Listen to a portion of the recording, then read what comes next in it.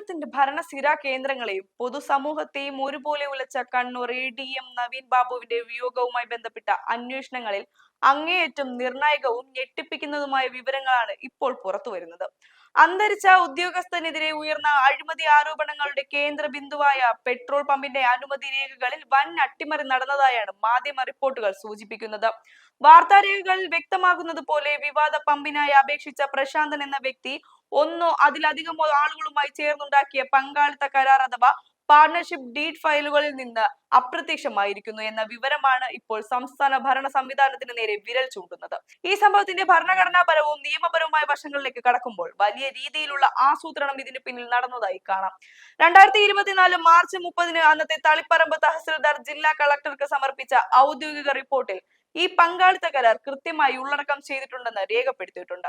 എന്നാൽ നവീൻ ബാബുവിന്റെ മരണത്തെ തുടർന്ന് ഈ വിഷയം വലിയ രാഷ്ട്രീയ വിവാദമായി മാറിയപ്പോൾ കളക്ടറേറ്റിൽ നടത്തിയ പരിശോധനയിൽ അത്തരമൊരു കരാർ രേഖ ലഭ്യമല്ലെന്ന വിവരമാണ് പുറത്തുവരുന്നത്.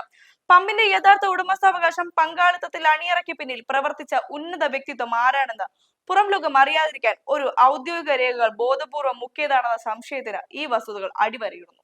ഒരു ജനാധിപത്യ സംവിധാനത്തിൽ പൊതുജനങ്ങൾക്ക് സേവനം ചെയ്യേണ്ട ഉദ്യോഗസ്ഥ വൃന്ദത്തിനുമേൽ രാഷ്ട്രീയവും സാമ്പത്തികവുമായ താല്പര്യങ്ങൾ എങ്ങനെ സ്വാധീനം ചെലുത്തുന്നു എന്നതിന്റെ വ്യക്തമായ ഉദാഹരണമാണിത്. ഒക്ടോബർ 14 നടന്ന യാത്രയയപ്പ് ചടങ്ങിൽ അന്നത്തെ ജില്ലാ പഞ്ചായത്ത് പ്രസിഡന്റ് PP ദിവ്യ ക്ഷണിക്കപ്പെടാതെ എത്തി ADM-നെതിരെ പരസ്യമായി അഴിമതി ആരോപണം ഉന്നയിച്ചതും അതിന്റെ തൊട്ടടുത്ത ദിവസം അദ്ദേഹത്തെ ക്വാർട്ടേഴ്സിൽ മരിച്ച നിലയിൽ കണ്ടെത്തിയതും കേവലം ഒരു വ്യക്തിപരമായ തർക്കമല്ല, മറിച്ച് അതൊരു സ്റ്റേറ്റ് അഡ്മിനിസ്ട്രേഷന്റെ സുതാര്യതയെയും ഫയൽ മാനേജ്മെന്റ് സിസ്റ്റത്തിന്റെ വിശ്വസതയെയും പൂർണ്ണമായും ചോദ്യം ചെയ്യുന്ന ഒന്നാണ്. ലളിതമായ രാഷ്ട്രീയ ചേരിതിരിവുകൾക്കപ്പുറം ഈ വിഷയം ഉയർത്തുന്ന സുപ്രധാനമായ ചോദ്യം നമ്മുടെ ഭരണ സ്ഥാപനങ്ങളുടെ സുതാര്യതയെ കുറിച്ചാണ്.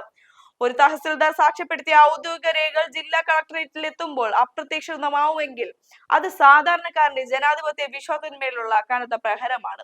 കേവലമായ പാർട്ടി താല്പര്യങ്ങൾക്കോ വ്യക്തിപരമായ പഴിചാരലുകൾക്കോ അപ്പുറം ഇവിടെ ഭരണപരമായ ഉത്തരവാദിത്വവും ഇൻസ്റ്റിറ്റ്യൂഷണൽ അക്കൗണ്ടബിലിറ്റിയുമാണ് ഉറപ്പാക്കേണ്ടത്.